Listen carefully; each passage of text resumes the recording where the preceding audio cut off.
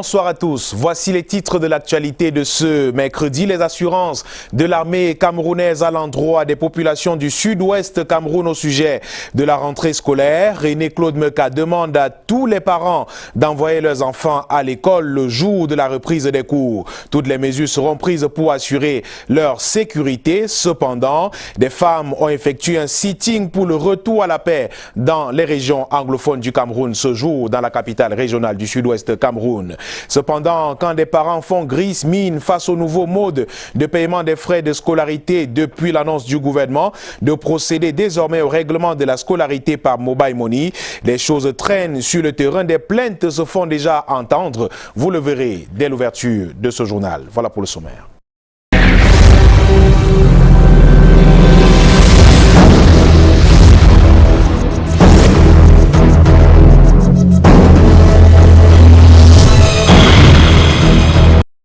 Bienvenue au 19h50. C'est un peu plus de 1000 grammes de drogue estimée à plus de 31 millions de francs CFA qui vient d'être saisie à la douane camerounaise de Douala. Le stupéfiant était caché à l'intérieur d'une statuette de la Vierge Marie et grâce aux renseignements et aux appareils de haute qualité dotés de rayons X, les éléments de la douane ont pu mettre la main sur ces stupéfiants. Depuis le mois de juillet dernier, c'est environ 60 qualités de stupéfiants qui ont été décelées par les éléments de la douane camerounaise et avec l'aide des rayons X. On en parle avec Junior au Saint-Stéphane Binac avec la collaboration de notre stagiaire Aïssatou Aïdjelou. La Vierge Marie passée au scanner à Douala. Au visuel, sur cet écran, elle est porteuse de drogue. Une drogue pesant 1060 grammes, estimée à plus de 31 millions de francs CFA. La statuette contenant dans ses parois le stupéfiant vient d'être saisie au magasin DHL du fret aéroport par les éléments du lieutenant Tépié Serge Martin en service à la brigade commerciale des colis postaux et messageries de Douala. Nos éléments qui ont reçu des formations pour les techniques de contrôle, lorsqu'ils trouvent un colis qui sonne creux, où on sent du bruit à l'intérieur, parce que dans tous les cas, comme vous avez pu le voir, la drogue qui se retrouvait à l'intérieur de la statuette ne pouvait pas remplir toute la paroi, donc du coup ça devait sonner un peu creux. Et face à ce genre de situation, nos éléments ont pris le risque d'ouvrir cette statuette et ont découvert ce que vous avez pu trouver. Cette cargaison saisie à la suite d'un renseignement bien élucidé par les éléments de la douane camerounaise provient de Yaoundé, en destination du Philippines. Depuis le mois de juillet jusqu'à présent, nous avons procédé déjà à 49 saisies de stupéfiants au niveau de la poste.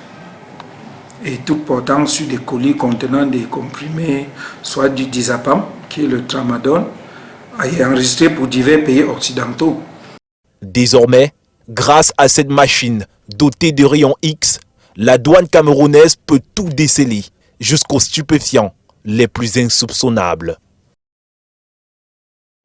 Nous le disions en titre, lamentation, prière et marche à Boya ce jour au point retour au calme. Les femmes ont fait un sitting à Bongo Square pour faire entendre leur voix. Pendant plus d'une heure, elles ont condamné les actes de violence que subissent les populations du fait de la crise qui dure bientôt 2 ans maintenant et disent vouloir envoyer leurs enfants à l'école dans la paix et la sérénité. Les femmes du Sud-Ouest qui appellent l'État à initier un dialogue franc et sincère pour un retour à la paix. Inès Daniel Ondambala pour les détails.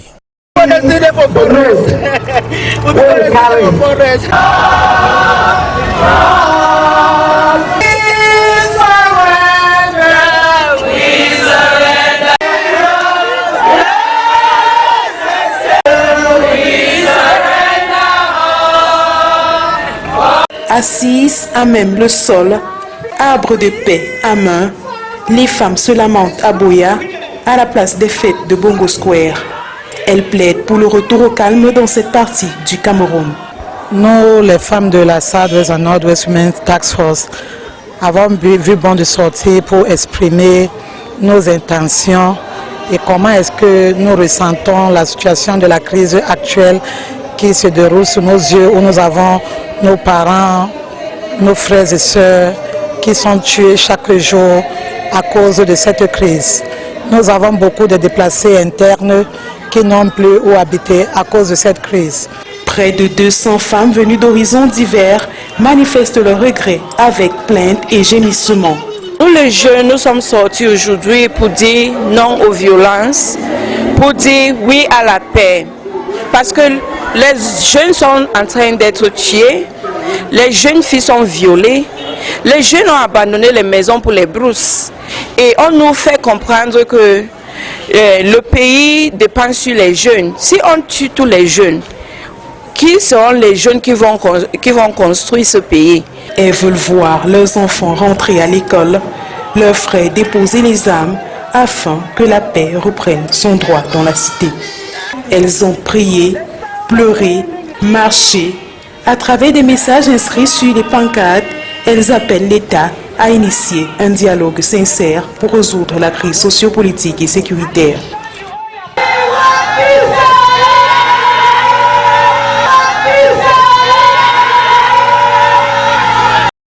Et comme une réponse du berger à la bergère, des mesures sécuritaires spéciales seront prises dans la région du Sud-Ouest pour garantir une rentrée scolaire et le déroulement serein des élections présidentielles. Annonce faite ce jour à Boya par le général des corps d'armée, René-Claude Meka, au cours d'une visite de travail visant à évaluer la situation sécuritaire dans cette partie du pays. Inès Daniel Ondombala une fois de plus. Depuis que les revendications corporatistes ont tourné vers la radicalisation dans les régions du sud-ouest et du nord-ouest Cameroun, les populations, victimes du terrorisme et son cortège de violence, vivent désormais dans la psychose. Plusieurs localités sont en proie aux violences sécessionnistes, mais à chaque fois les forces de défense ripostent, garantissant ainsi la paix dans ces bastions de la crise anglophone. Le chef d'état-major des armées, le général de corps d'armée René-Claude Meka, en visite de travail dans le sud-ouest Cameroun, évalue la situation sécuritaire de la région.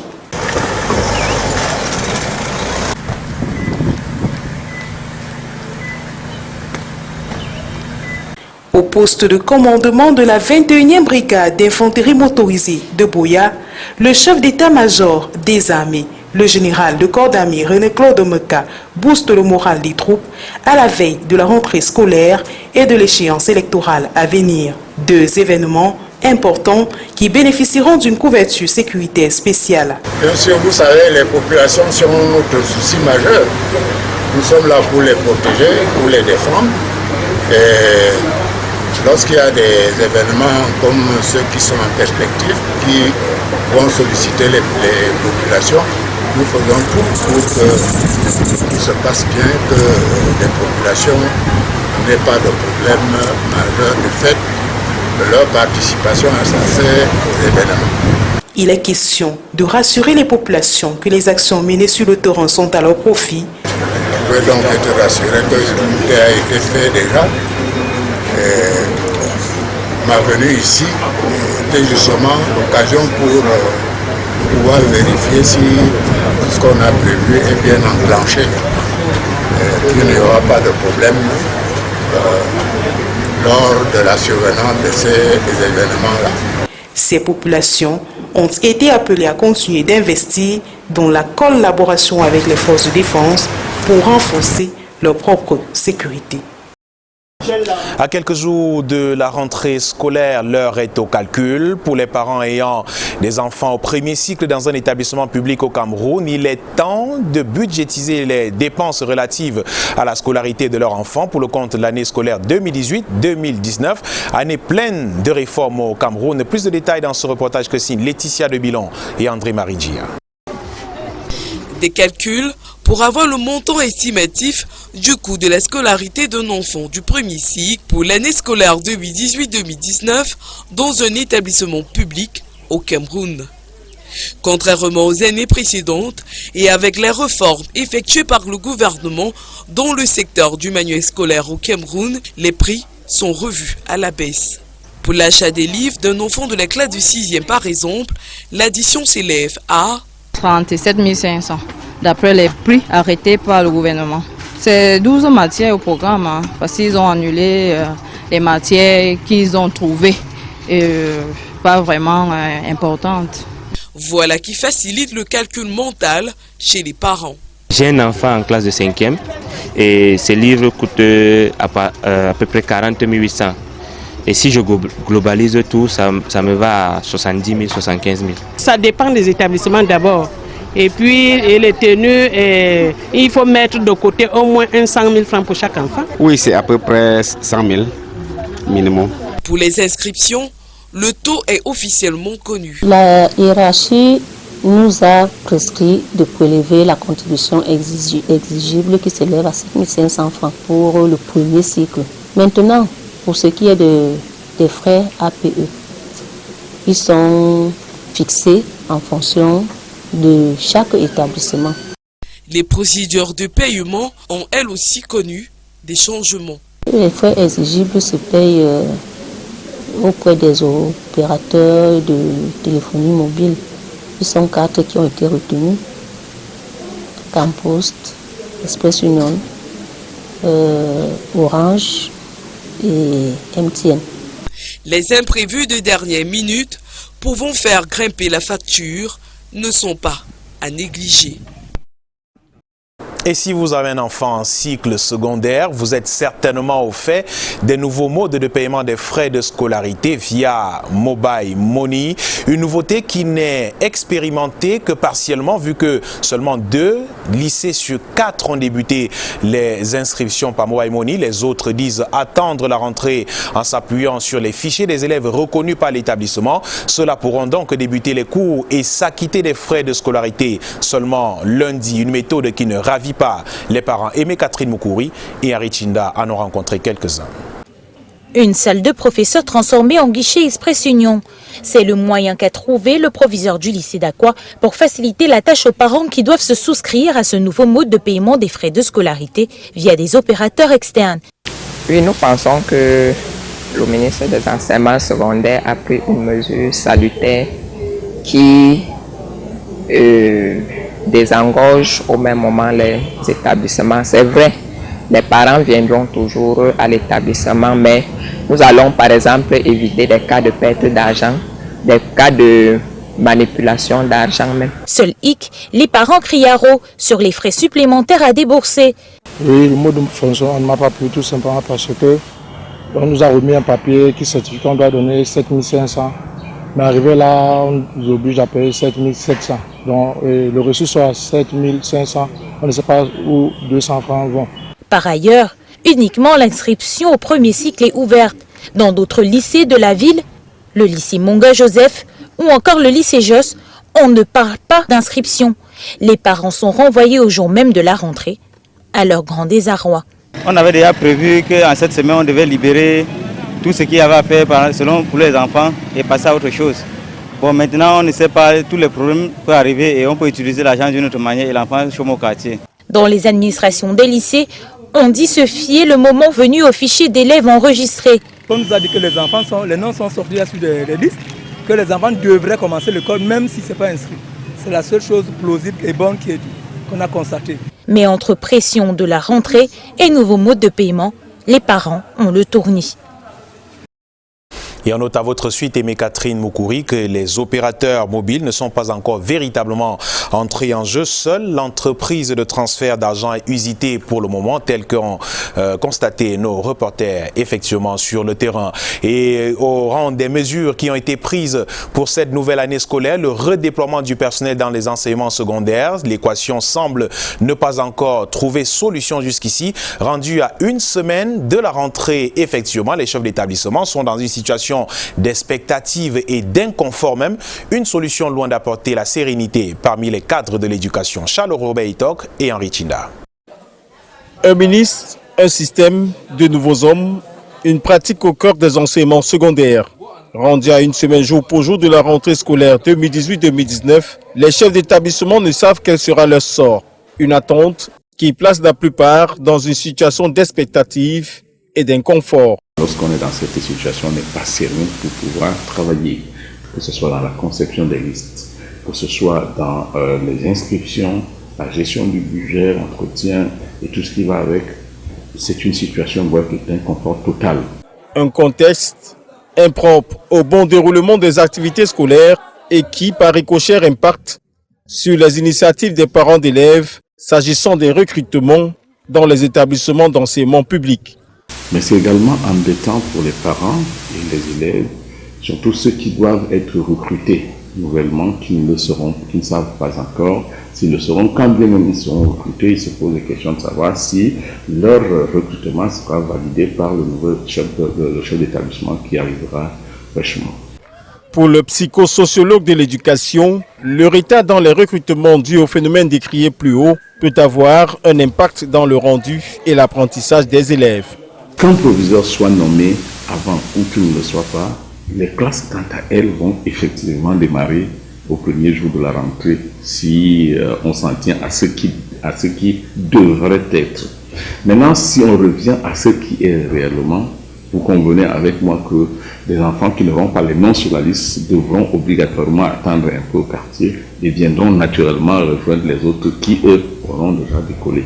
Ça peut avoir un impact sur le rendu, n'est-ce pas, et sur les acquisitions et les apprentissages des élèves. La rentrée scolaire 2018-2019, fixée au 3 septembre prochain, la problématique du redéploiement des personnels dans les enseignements secondaires interpelle au premier rang l'autorité en charge. Et toujours au chapitre de la rentrée scolaire, tous les enfants ont droit à l'éducation, même ceux à besoins spécifiques, parmi lesquels les autistes, les IMC, les trisomiques. Ils ont besoin d'une éducation spécifique et leurs parents doivent remplir certains préalables. Et plusieurs d'entre eux ne l'ont pas encore fait et veulent savoir comment préparer la rentrée scolaire de leurs enfants. Mireille Flore de Fofotso et Thierry Nana.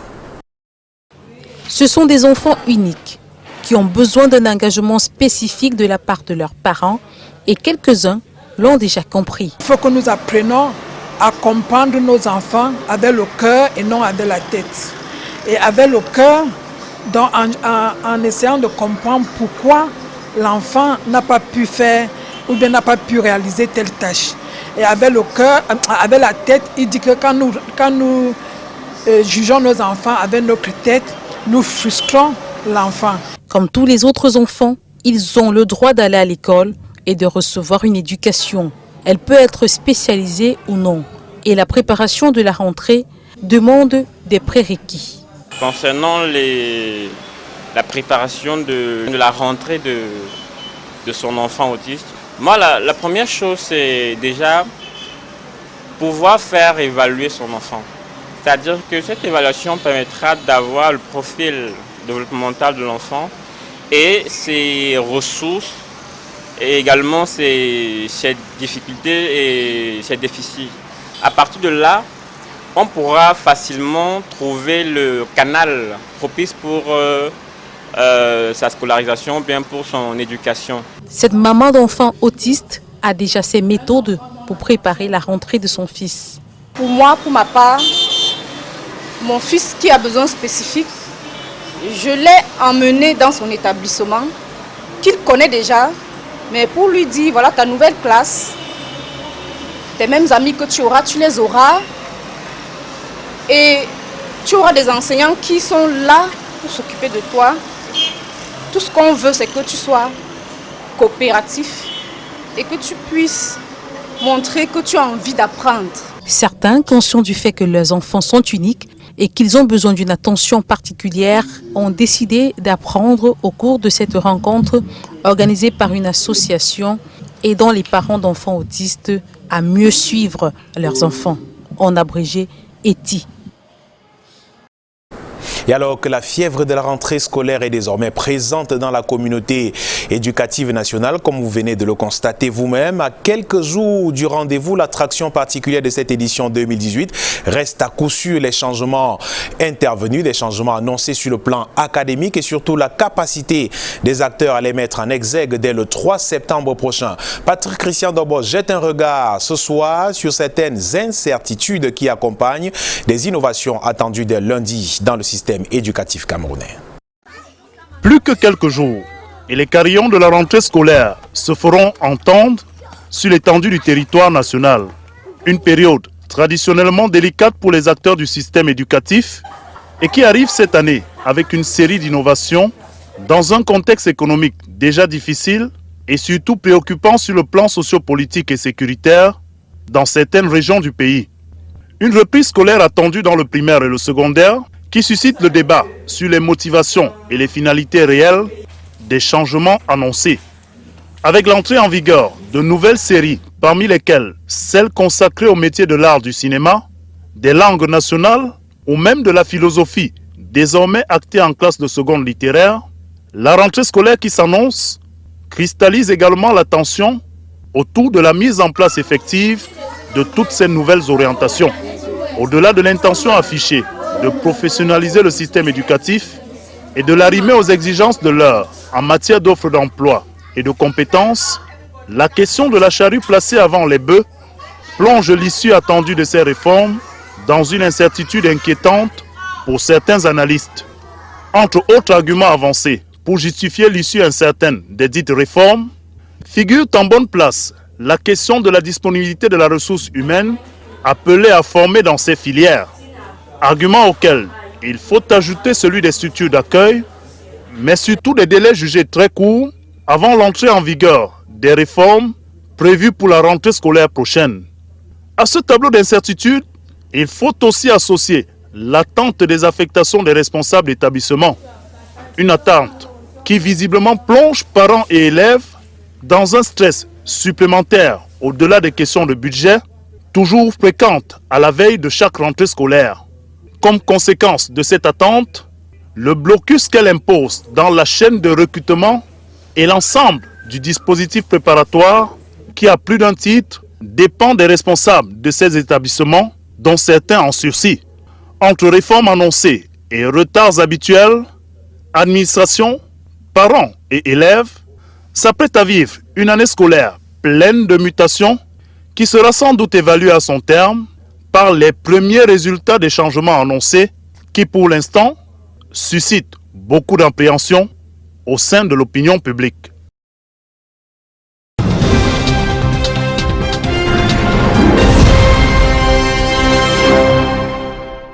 En politique, la phase de distribution des cartes électorales aux potentiels électeurs à l'antenne communale de Soa, dans la Meufou et à Famba, région du centre, a débuté depuis quelques jours. Au moment où l'élection présidentielle du 7 octobre pointe déjà à l'horizon, il est question pour Elections Cameroun de s'assurer que les potentiels électeurs puissent aller aux urnes. Karel Mezatiachoya et Michel Foucault.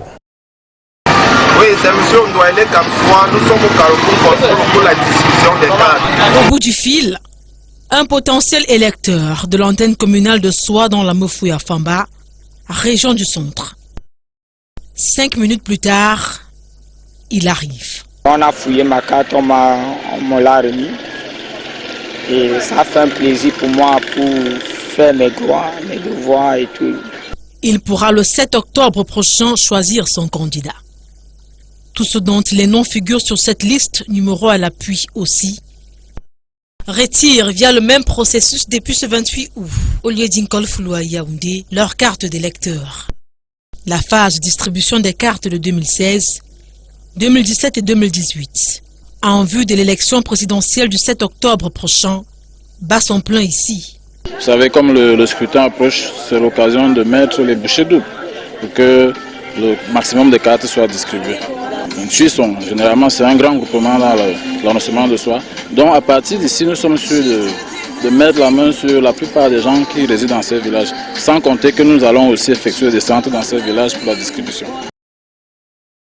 En plus des appels et messages, les agents de l'ECAM de cette antenne communale pour mener à bien cette opération font du porte-à-porte dans les domiciles et points de vente.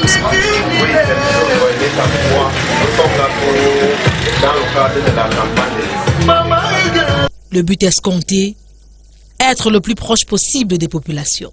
Vous savez que quand on appelle un électeur, on lui envoie un SMS, il se sent concerné.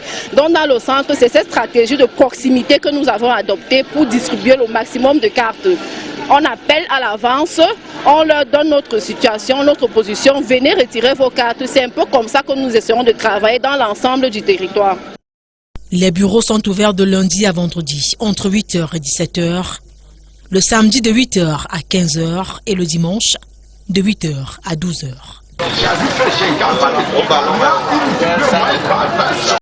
Et pendant que les CAM s'emploient à distribuer les cartes électorales, le mouvement pour la renaissance du Cameroun demande au moins 1000 francs CFA à chaque Camerounais pour financer sa campagne. En prélude à la présidentielle 2018, Maurice Kamto, le temps d'un point de presse ce jour à Yaoundé, invite Elections Cameroun à purger tous les doublons sur les listes électorales. Occasion également pour le candidat du RMRC de présenter son nouveau porte-parole aux hommes de médias. Delphine Fonkoutene et Michel Foucault. Olivier Bibou-Nissak, le responsable de campagne du mouvement pour la renaissance du Cameroun, le jeune membre de la société civile, n'a pas résisté au charme des combats politiques de Maurice Kamto, dont il est prêt à tout donner pour son élection le 7 octobre prochain à la tête du Cameroun. Nous allons aux élections alors que nous sommes en deuil. Dans les régions nord-ouest et sud-ouest, la nécessité d'un pacificateur réconciliateur s'impose. Et il se trouve que de par son expérience qu'on veut obérer par la calomnie et le mensonge, l'expérience du candidat Kamto parle et plaide en sa faveur. Le porte-parole de Maurice Kamto est par ailleurs consultant dans plusieurs organes de presse, dit avoir les armes nécessaires pour le bon déroulement de la campagne du MRC. S'agissant justement de cette campagne, le candidat de ce parti face à la presse le 9 août à Yaoundé invite chaque Camerounais à donner 1000 francs CFA pour marquer le penalty. C'est aujourd'hui quoi? C'est le prix, au moins dans certaines régions du pays, de 2 bouteilles d'eau Tanguy. Je n'ai pas l'habitude de faire des conférences de presse pour lever des fonds. Mais là, je fais appel à tous les Camerounais, quel que soit leur parti politique. Êtes-vous militant du RDPC? Envoyez votre colo pour que je marque le but. Ce fundraising se fera à travers les opérateurs de téléphonie mobile et les comptes bancaires. Cet échange avec les hommes de médias est en outre l'occasion pour Maurice Kamto de demander une contre-expertise du fichier électoral à Elecam. Nous avons des lots de cartes. Des lots de cartes de ce genre. Sur une carte, on écrit le nom de sa mère, on ne met pas le prénom. Et sur l'autre, on met le prénom. Mais c'est la même personne, avec 2 cartes différentes. Donc nous disons que ça n'est pas bon si, pour la démocratie dans notre pays. Navré du fait que l'élection ne se déroulera pas normalement dans les régions du nord-ouest et du sud-ouest Cameroun, le candidat du MRC à la présidentielle 2018 invite par ailleurs Elections Cameroun à créer les bureaux de vote à l'étranger, notamment en Italie et aux États-Unis, afin de donner l'opportunité aux Camerounais de la diaspora de participer au scrutin.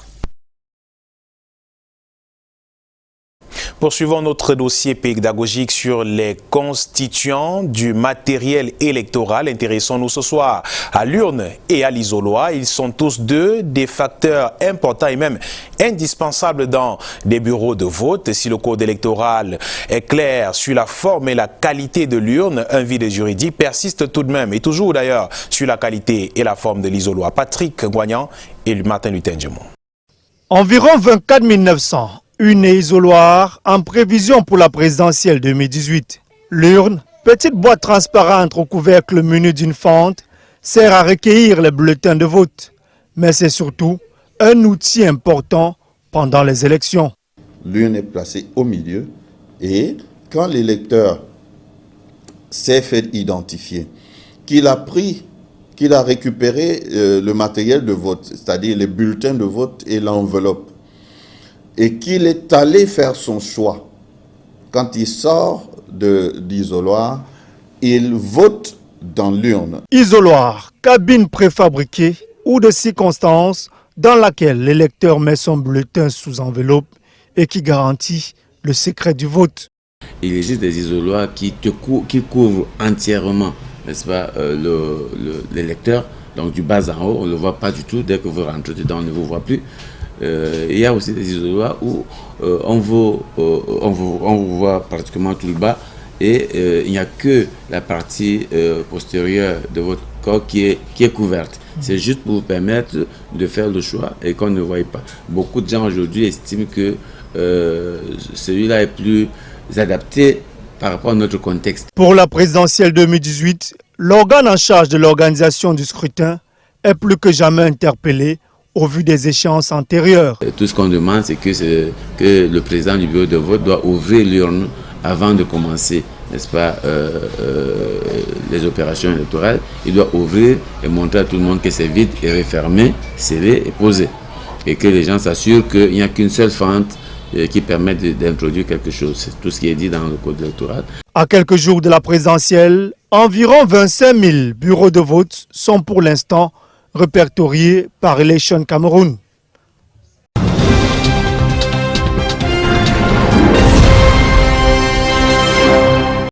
Le comité national Pierre de Coubertin a tenu ce 29 août à Yaoundé sa toute première réunion de travail depuis le nouveau mandat du 20 juin dernier. Au menu de la concertation, la mise sur pied des règles de gouvernance du dit comité, la préparation des activités de l'année 2018-2019 et l'installation des nouveaux membres du comité. Les principales résolutions retenues au sorti de ces travaux exposés par Chanel Wempe et Francis Ngebnan. Je m'engage à servir le comité national Pierre de Coubertin pour le Cameroun et le mouvement olympique dans toute la mesure de mes moyens. C'est en ces quelques mots que les nouveaux membres de la commission exécutive du comité national Pierre de Coubertin ont martelé leur volonté à servir la cause du comité. Le président du dit comité, Malik Evele, leur a adressé à cet effet des félicitations tout en leur rappelant les missions des membres. Cette prestation de serment intervient au cours de la tenue ce 29 août à Yaoundé de la première réunion du bureau exécutif de cette année 2018. De nombreux points à l'ordre du jour, notamment la mise sur pied des règles de gouvernance du comité et la préparation des activités à venir. La principale résolution, c'est que les activités qui sont programmées pour la fin de l'année et la cérémonie des victoires du sport en début d'année prochaine ont été passées en revue et examinées et approuvées. Nous allons dans les prochains jours avoir à célébrer au-delà des concours Pierre de Coubertin qui ont été lancés au cours de la présente réunion, la Coupe du Cameroun de dictée olympique qui concerne les établissements scolaires, la Coupe du Cameroun de photographie sportive qui interviendra à l'occasion de la célébration des journées nationales du sport populaire et de l'idéal olympique qui seront célébrées les 23 et 24 novembre 2018. L'onction du gouvernement est portée ici par notre Karine, point focal du comité national Pierre de Coubertin au sein du ministère des Sports et de l'Éducation physique. Pour le président Malik Evele, cette présence dénote de l'intérêt accordé par ce département ministériel aux activités du comité national Pierre de Coubertin pour le Cameroun. Voilà qui fait l'essentiel de l'actualité ce soir au Cameroun. Merci d'avoir suivi. Je souhaite passer une très belle soirée sur Canal 2. À demain, 19h50. Bon.